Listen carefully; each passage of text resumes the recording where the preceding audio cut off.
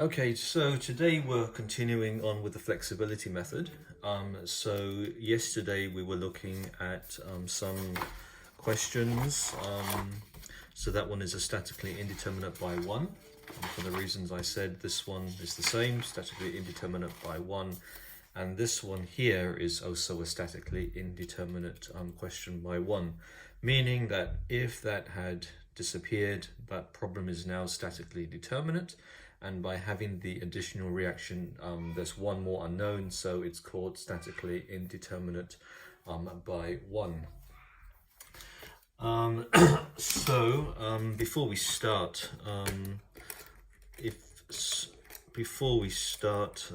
you could maybe examine the reactions, examine the deformed shape of each part of the structure.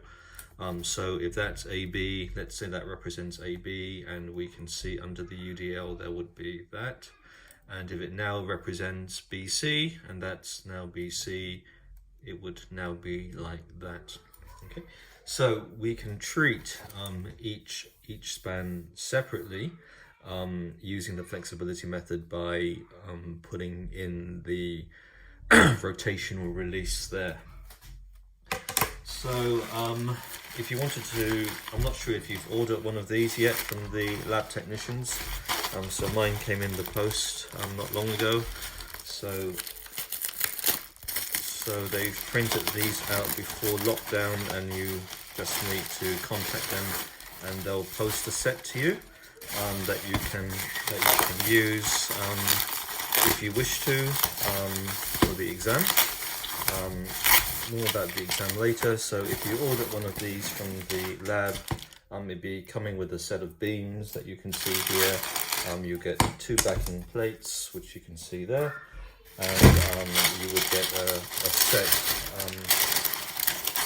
set of these, which you can then use to experiment with. Okay, so the original plan was that I would be giving these out in class, and in small groups you would be setting up these models, but hopefully there's enough. There's enough in here. If you did want to order them, and I know a lot of you may not want them at all. Maybe you've had enough just by looking at the videos. Just before we make a start, I've sent out a message through Canvas. So there is a survey which is here. I've sent out the link, so I'd be very grateful if you would consider spending some time doing the survey. So what we've got here in this problem here is two parts of the beam like there. And yesterday we were talking about the different angles and stuff, and how they can be measured using the theorem of virtual work. And we were saying that we would be putting in a rotational, we would be putting in a pin there, so that that section and that section act independently. So this span and this span, they're free. They're free to deform independently of each other.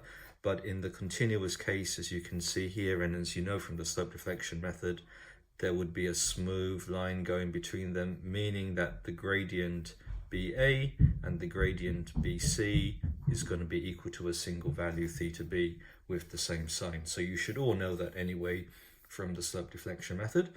And so the difference between that and what we're doing here is that we're introducing we're putting in a rotational release, and that we're allowing both sides, the left side, theta BA and theta BC, to have different angles, as you can see there.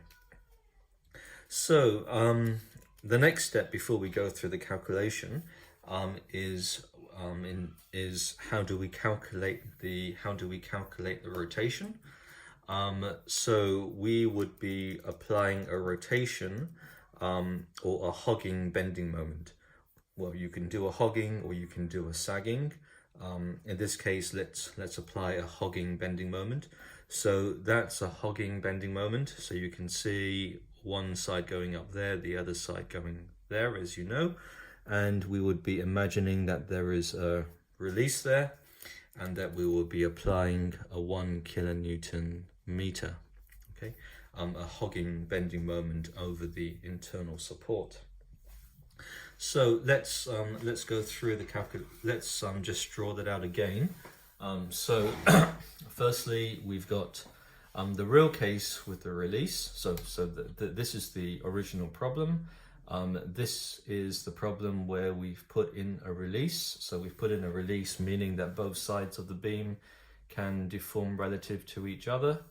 And we know that the bending moment diagram of this is going to look something like that, as we talked about. So we know that there's going to be a hogging bending moment at that point, and it makes sense therefore that we might need to be applying a hogging bending moment at some stage in the calculation. So when we were doing this one here, you can see that one is at an internal, this one is at a wall, so it's not a continuous beam. So we were applying one there or one there for that angle. So it makes sense in this case here that we should be, if we wanted to follow the same process in terms of the steps, it does make sense that we should be applying a hogging bending moment of 1 kilonewton meter there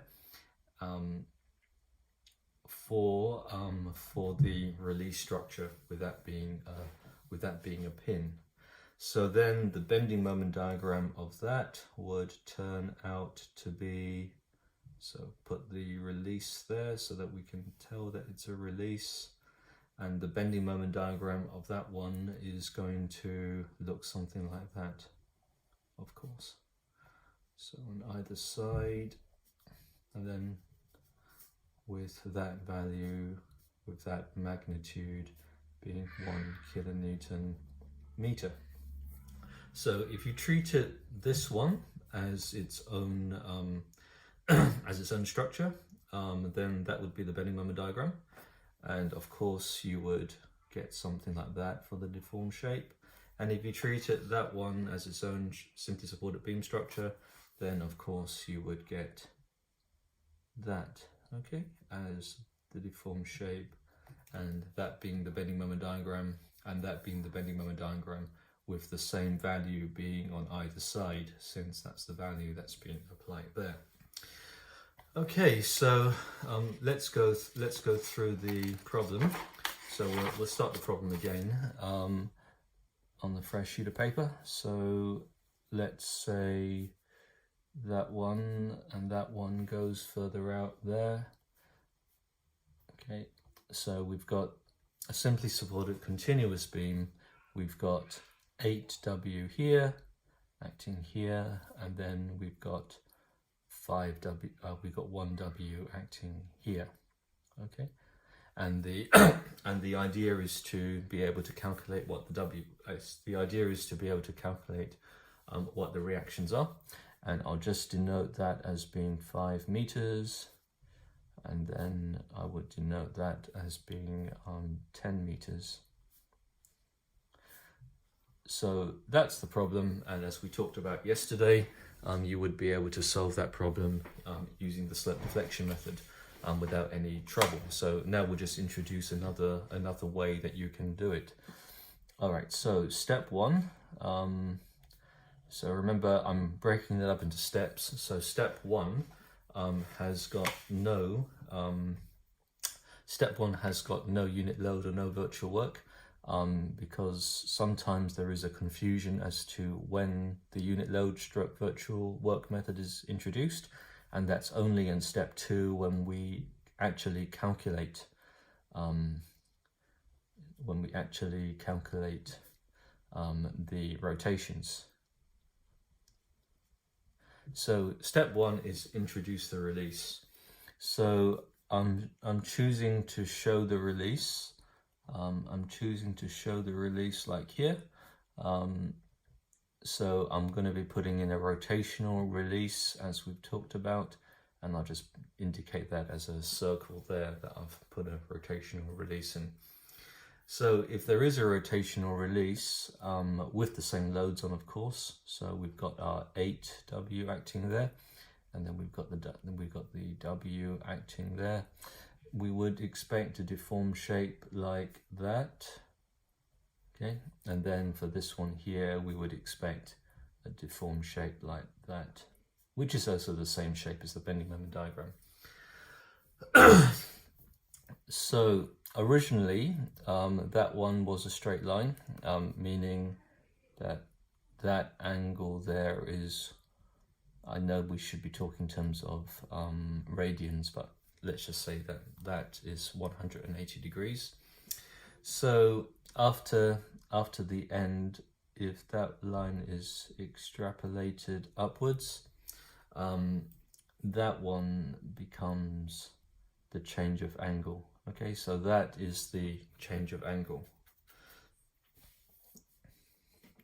So that is the change of angle of the structure as a result of allowing the discontinuity at that point there. Okay, so that's all I would just comment on that. So let me get rid of that.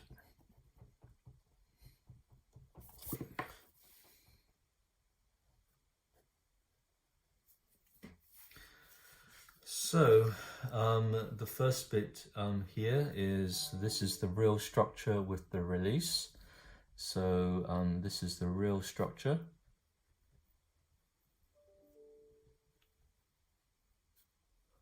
This is the real structure with the release. And in this case here, the release is a rotational release at that point, i.e. putting a pin or a hinge at that point, like a door, and then allowing different rotations to be applied.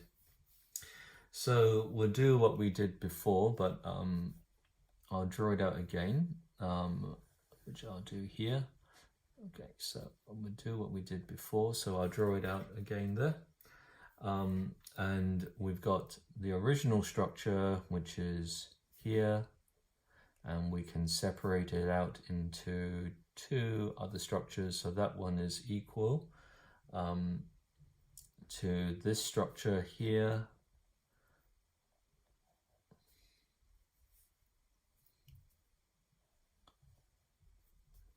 So this is the original one, is equal to this structure here with the release. Okay, which I'll show there. So this is the original structure, or your problem. So this is the problem,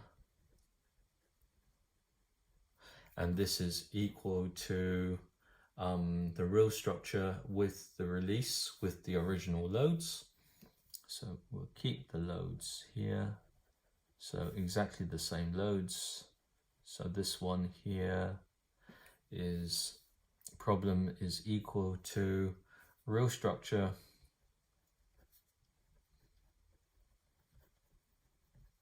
with release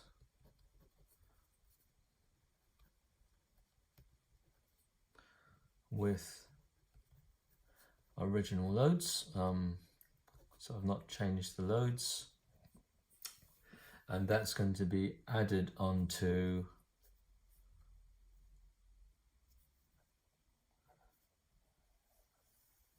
the same problem, the same structure again with the release. Okay, so real structure with release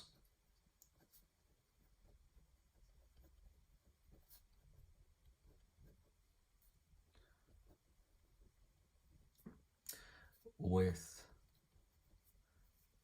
x times 1 kilonewton meter. I'm not putting a hat on because this is a real load, this is not a virtual load, and that's the unit bending moment. Okay, so no virtual work at this stage here. So if we wanted to sketch what the bending moment diagram of this one would look like, of the problem, it would look something like that, as we keep on saying. So this is the original problem with the bending moment like that.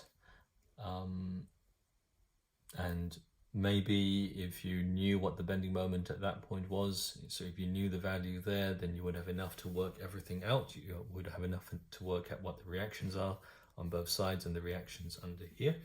and we're saying using theory of elasticity or using theory of superposition, this real structure or the problem is going to be equal to this bending moment diagram like there, plus, so remember that's 0 there, 0 bending moment there, and that's going to be equal to, let's just say, okay, and that would be under this load here,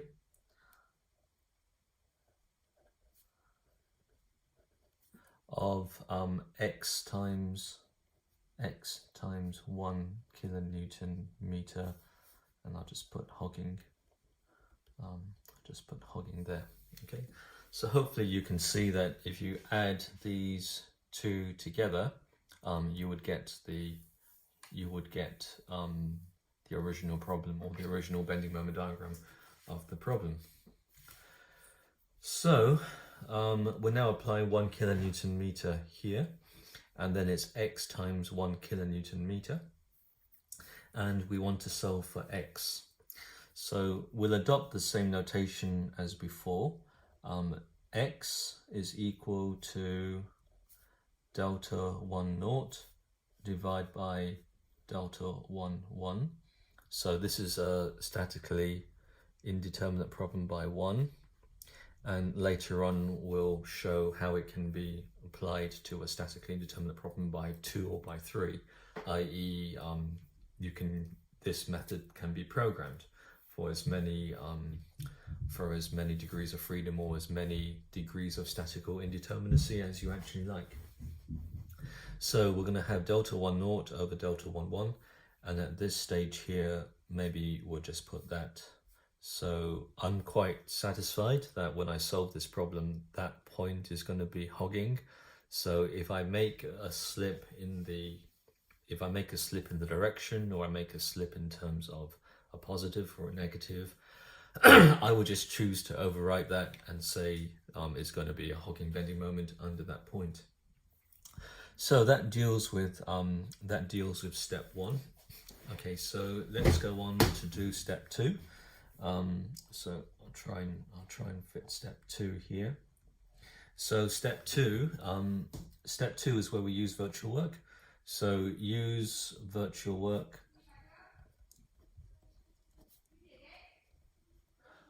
slash unit load method. Sometimes it's called the dummy load method, to calculate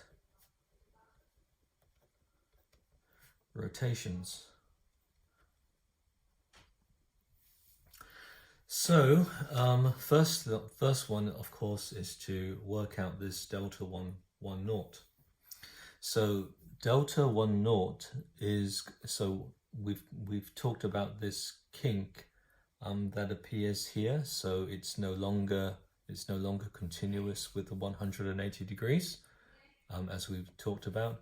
So we want to calculate this change in rotation. So how do we calculate the change in rotation?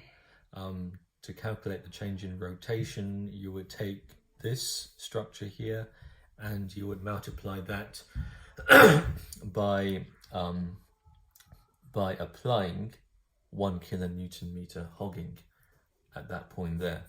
Okay, so that is similar to this, but it's not the same. Okay, so this one here is still the real structure, and this one here we are trying to work out the rotations. So delta 1 naught is going to be equal to 1 over EI. Remember, when delta 1 naught in this case here is a rotation, so delta 1 naught is going to be 1 over EI, and then we're going to be integrating it from 0 to 15 meters. So we're going to go all the way from here all the way up to there. So we want to calculate this, rotation. Okay, we want to calculate this rotation, and the way to calculate the rotations is to take the structure, the real structure that we're concerned with, and in this case here it's going to be that structure. So this is here, okay, under the same loads that are here. So that would be your 8W and that would be your 5W. So it's exactly the same as this, 8W and 5W. And this one here would be 8W and 5, sorry, not 5W, 1W.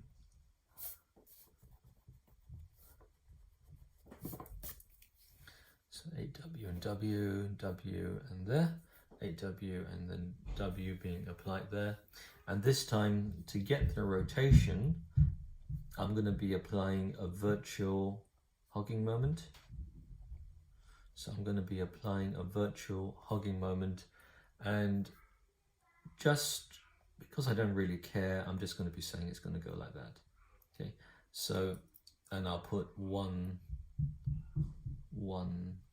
kilonewton meter with the bar on top so that you know.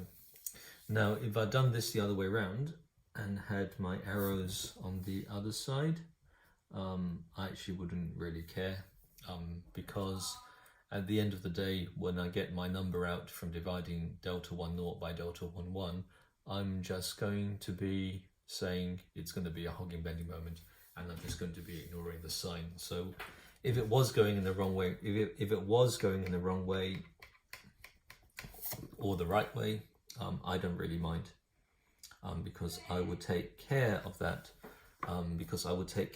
later on, just by overriding whatever sign I get and saying it's going to be 1 kilonewton meters.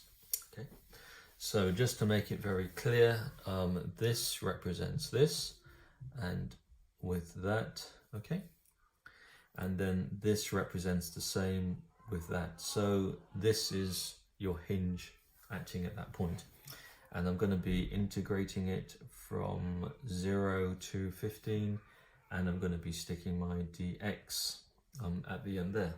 Okay, so let's just draw that out. Let's now just draw out the bending moments, and so my integral from 0 to 15 meters. So this portion of the structure with the hinge is going to have a bending moment diagram like that. So that's the bending moment diagram. And then this bit here is going to have another bending moment, which is going to be like that. Okay. And then on the other side, on the virtual, so this is the real bending moment and this is the virtual bending moment diagram. The virtual bending moment diagram is going to look like that. Okay, and then I'm going to be sticking dx. So what I'll do is I will now treat this shape and this shape separately. So I'll be adding them up together. So firstly, I would jump to the appendix, and I'll probably say this shape looks like shape 10, so that would be shape 10. So I'll put a 10 there so that I remember, and then this shape is also going to be 10. And then on the other side, this shape is going to be a triangle. So we've got a triangle here, and I'm going to be saying that that's going to be shape 4. Okay, so I'll call that shape 4, and I'll call that one also shape 4. So that means that we're going to be looking for 410, okay, which we will see there. Now, you might say one should be 4 and one should be 5, but if you think about it, because that's symmetrical, it doesn't really matter which way it's going in terms of the integration. And if you again think about it, whether it's shape 4 or shape 5, it should be the same. So we see 410 here, but there's no 510. because if there was a 510, 510 would be L over 3, A5, A10. So there's no 510. Okay. So let's now do the integration. I'll just check the camera that one is, sorry.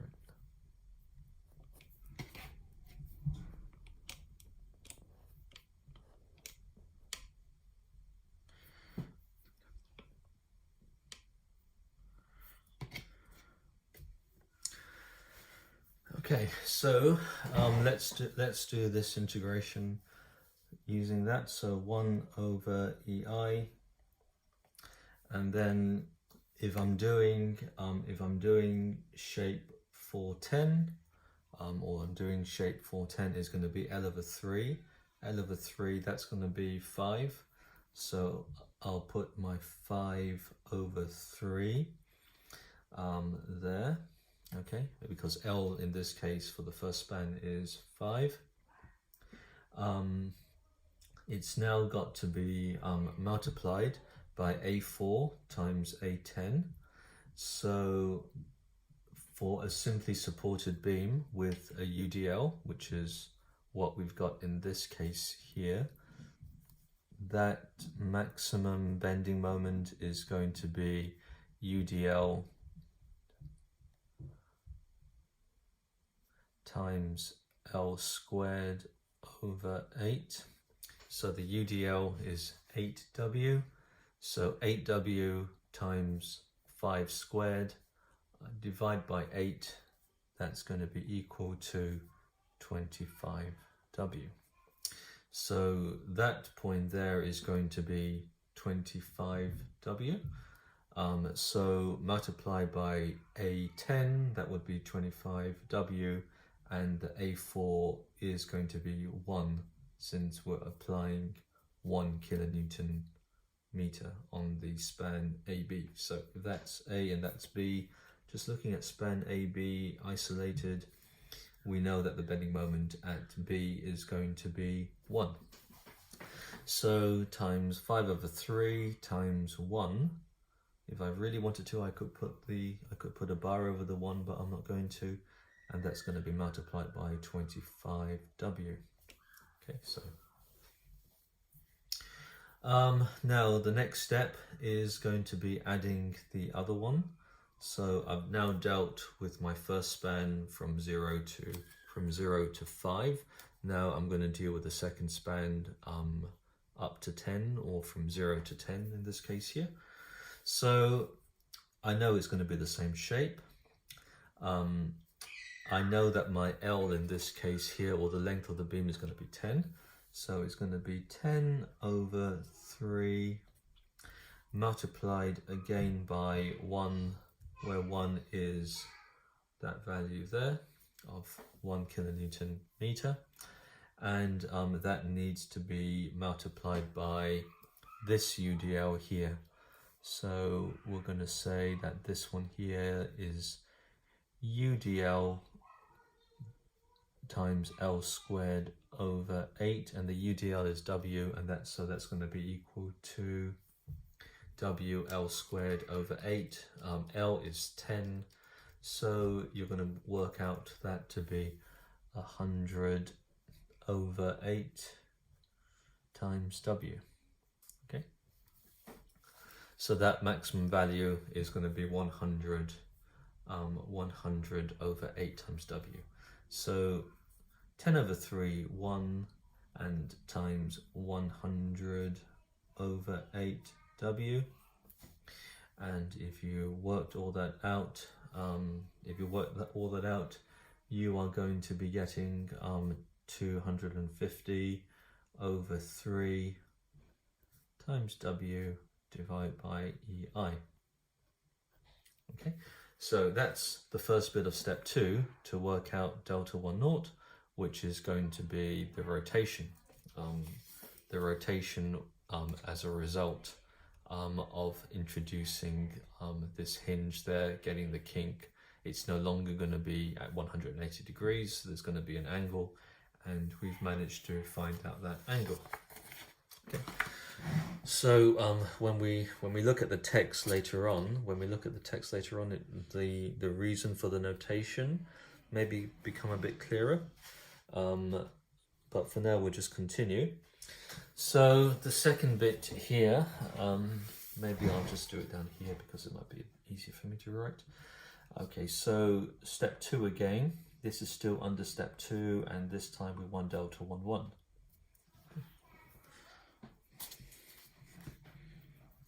Okay, so that's not coming to the page. It's fine. So we want delta 1, 1. So delta 1, 1 is going to be equal to 1 over EI,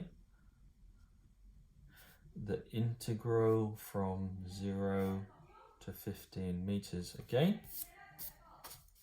And this time we want to get this angle.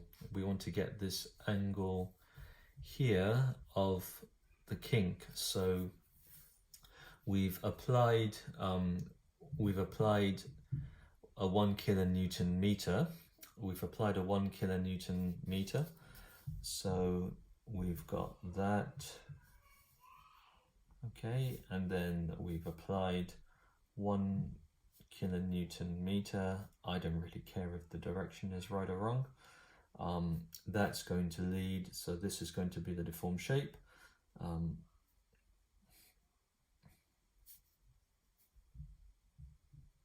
No, sorry, that's not going to be the deformed shape.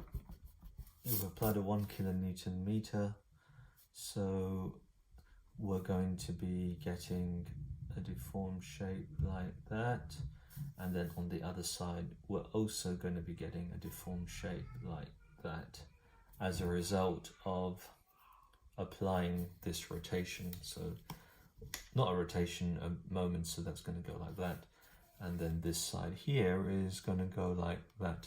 Okay, so we can see that being applied, and we want to work out what this angle of rotation is. So the way to work out this angle of rotation is firstly, well, to draw the row structure, and the row structure in this case would be, sorry, should I put that there so you can see that?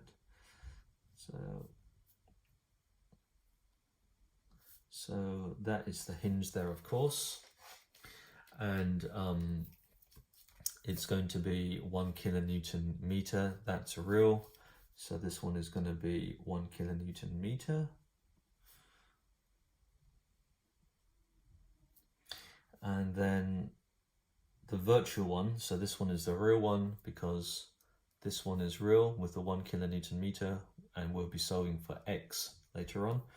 So this one here is going to be your virtual one with the hinge there. And the virtual one is also going to be 1 kilonewton meter. And I'll put the bar. So you've effectively got the same thing being multiplied by itself. So let's draw that out, 1 over EI. So we're going to put the dx there, and then we're going to get the integral from 0 to 15 meters. And we're going to draw the bending moment diagram. So that is going to be the real one. Okay, and this one here is going to be the virtual one.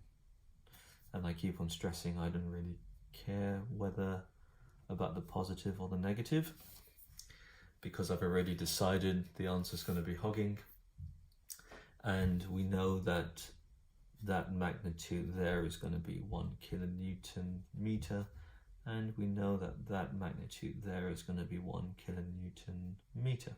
Okay, and then I'm going to stick the dx. So work that out.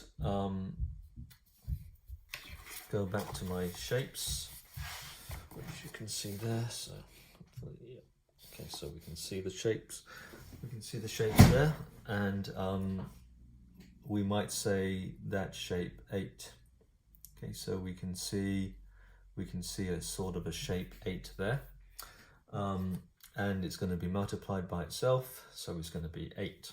Okay, so that's the whole thing is going to be shape 8, and the whole thing here is also going to be shape 8. And if you're not satisfied with the way it's done, you've got other ways. You could split it up into 2 and do it separately using 2, 3, or using direct integration, or using the graphical method, whatever you want. But if you're quite happy to be using 8, 8, in this case here, then I would put 1 over EI. Okay, and then here shape 8 times shape 8, which is the same, 8, 8. Going down here is A8 squared, and we know that both sides are going to be, to be 1. So the length of the whole thing in this case here is going to be 15. So the length of there or of there is going to be 15. 8, 8 is 15 over 3. So I'll put divide by 3 multiplied by 1.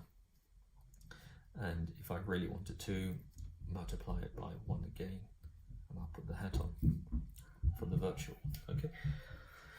So if you solve that, you're going to get 5 over EI as the rotation that you've just calculated. So like before, we can work out what the x is. So this time you're solving for a value of x that stops the kink that we can see there. So if that is the deformed shape, which is also the same as the bending moment, if that is the deformed shape, we can see that there's going to be a kink. And then here, there's also going to be a kink on this side here, if that's the deformed shape. Okay, as we just described. So there's a kink there at the hinge, there's a kink there at the hinge there. And what we're solving is not for that to be 0, but we're solving for it not to be a kink, which means it maintains the 180 degrees, or as we've described here, there's a constant gradient. So the way to do that is the same as to do it before. Delta 1 naught divided by delta 1 1. So, I've not really got myself too confused. Having bending moments under the line and over the line, that's just going to mess up the signs. So I've not really paid too much attention to the sign, as I keep on saying. I'm just going to overwrite it at the end. So put my modulus sign there, and we're now going to get 250 over 3, which comes there, 250 over 3 W over EI, W over EI if I wanted to, 250 over 3 W over EI, and that's going to be multiplied by delta 1 1 to get rid of the kink, which is going to be 5, and then that's going to be multiplied by 1 over EI, as we've already said. And then that's enough we can cross everything out, and what pops out would be 50 W over 3, which when multiplied by the 1 kilonewton meter hogging, that's just a number, that's an absolute number multiplied by the hogging, and that's going to give you the bending moment at that point. So therefore, now we've got a magnitude of x, therefore x times 1 kilonewton meter. This is just so that I can get the units in, because x at the moment is just a number like 1, 10, 20, it's got no units. So x times the 1 kilonewton meter is going to be equal to 50 over 3 W kilonewton meter, and that's going to be equal to the bending moment at B. So that would be A, that would be B, that would be C. I should have done that before. Therefore, bending moment, which leads to MB, bending moment at B, hogging, bending moment at B. I've already decided before I started the calculation that it was going to be hogging, and it's going to be equal to 50 over 3W kilonewton meters. Okay, kilonewton meters. So now the question. So now that I know the bending moment diagram, so let's draw out the whole structure again here. So that's the short bit. That's the longer bit. Now I've just calculated the value of the bending moment at this portion here as 50 over 3 W. So I've just calculated that as 50 over 3. I could now just have a look at BC. So I hope this is all okay. So I know that. So I know that, draw my free body diagram, 50 over 3W is for there. And then this one here has the UDL acting on it. So this one here would also have the UDL acting on it, and that UDL is going to be W. And then this one here is going to have the bigger UDL, which is going to be 8W. Okay, so I can now take moments about B. So take moments about B. If I take moments about B, the reaction at C is going to be RC. So that's 10 meters. Reaction at C times 10 meters is going to be equal. So that's a clockwise. So that's going to be clockwise. So clockwise moments must be equal to anti-clockwise moments. So anti-clockwise moments is obviously W times 10 times 10 over 2, because that W would be acting 5 meters away. Would be equivalent of that would be acting 5 meters away. And then from there I obviously need to subtract the 50 over 3W. Or you could bring that to the other side and say all of the anti-clockwise moments must be equal to the clockwise moments, and then just bring it back to the other side. And then you could solve the reaction at C is the 3.33 recurring W. So I've just calculated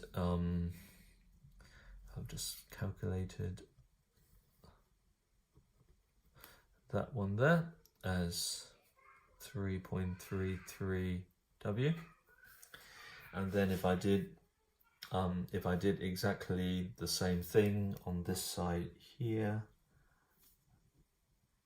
so this time here my bending moment is going to be 50 over 3W on the other side.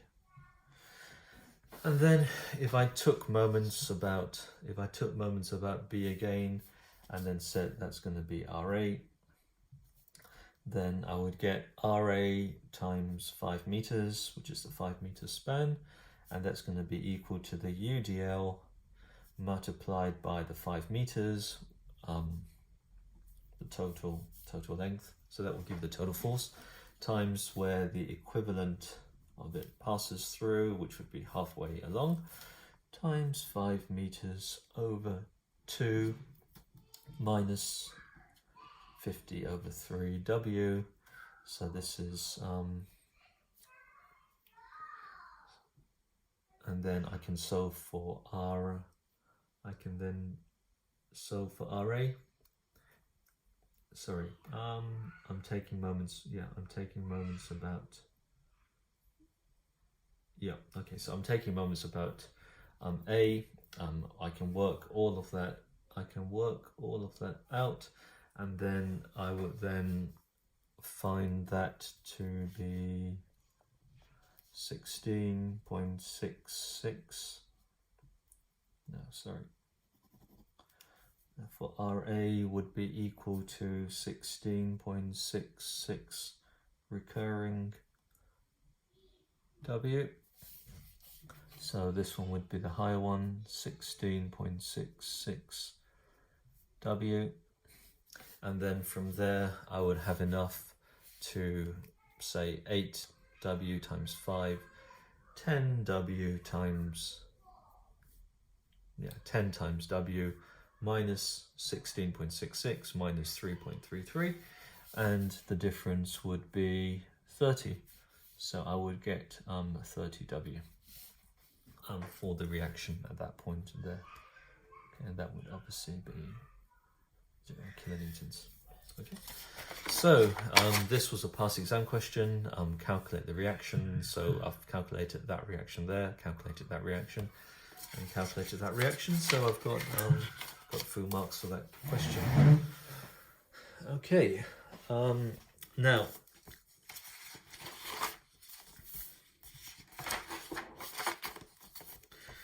we come on to this one here.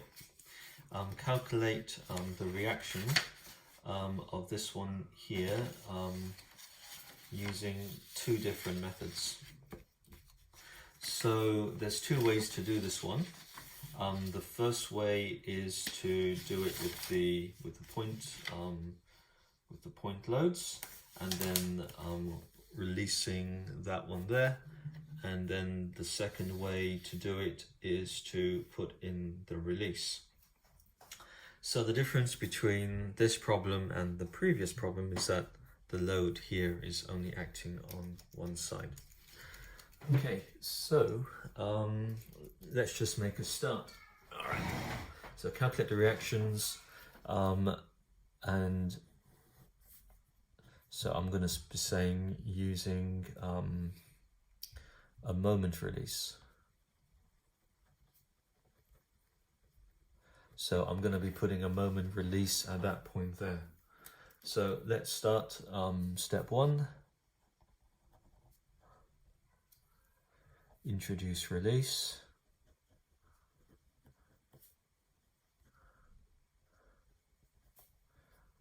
A moment release.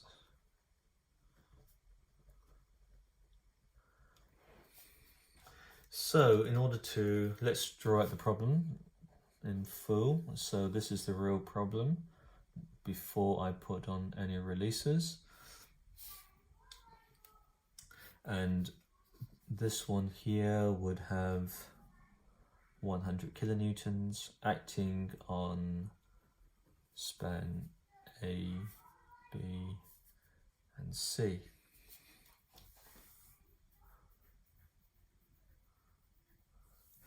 So I would be expecting the bending moment diagram to look something like that. So I would be expecting that bending moment there to be a hogging bending moment. So we're saying original structure or the problem. So this one is the problem, is going to be equal to two release structures added together. So the first release structure would be this one here. So keep the same loads on. So we're keeping the same loads on, but now I'm going to be drawing a circle there indicating my release. So 100 kilonewtons there. And then my release is going to have a bending moment diagram like this. And this span here has no load on, so the bending moment is going to be 0. So that one is going to be like that, and I'll just draw an exaggerated deformed shape, which would be like that. Okay, so that would be an exaggerated deformed shape for the first one. And what we're going to want to calculate here is delta 1 naught. Okay, so this one here is the real structure with release. So real structure with release. Okay, so real structure with the release, with or loads. Okay, so if you remember back in this one here, yeah, I said original loads, so it's got the original loads on. And this one now needs to be added, the release structure,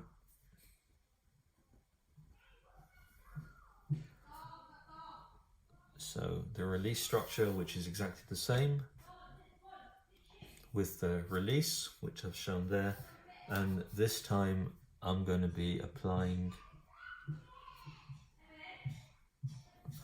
my hogging bending moment to each side, so it's not virtual, it's not, and I'll just say that's 1 kilonewton meter, and I don't care if that's hogging or sagging for the reasons I said before. I'm just going to ignore whatever sign I come out of the calculation and just say the absolute value of what comes out is going to be hogging.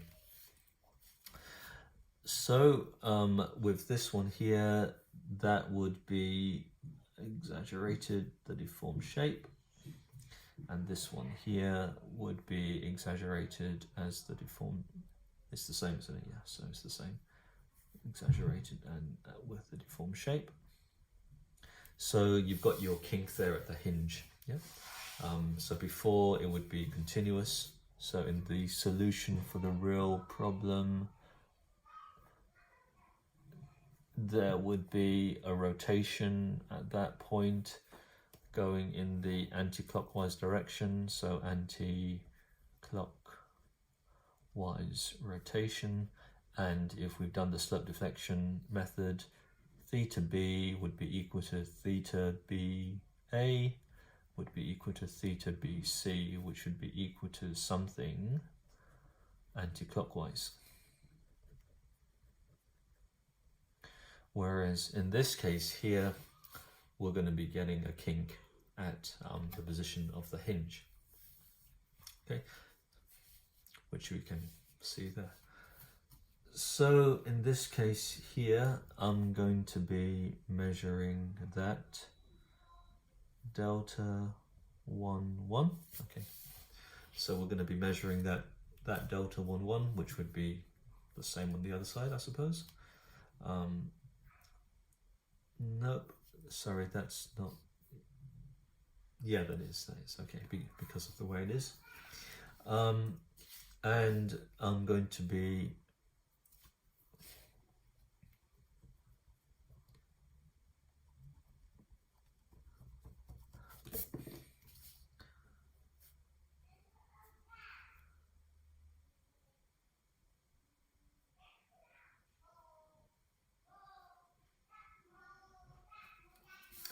And I'm going to be saying I've applied my 1 kilonewton meter there, and it's going to be x times 1 kilonewton meter when I solve these two problems, because it's going to be giving me a bending moment of x kilonewton meters at that point, which I'm going to be calculating using theory of superposition by adding these two together. So I'm now going to say that my x, when I've calculated it, which is going to be my hogging bending moment, is going to be, I'll just stick the modulus sign on both sides just because I can.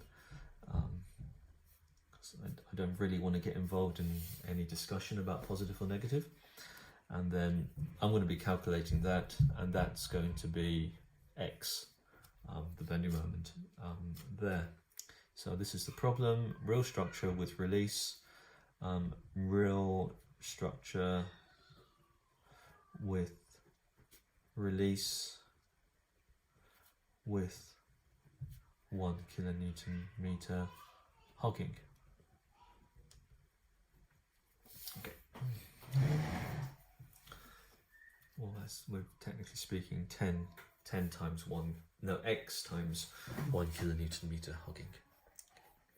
So we'll go through the same process, and we'll do that tomorrow, and we'll use that to be able to work out what the reactions at A, B, what the vertical reactions at A, B, and C are.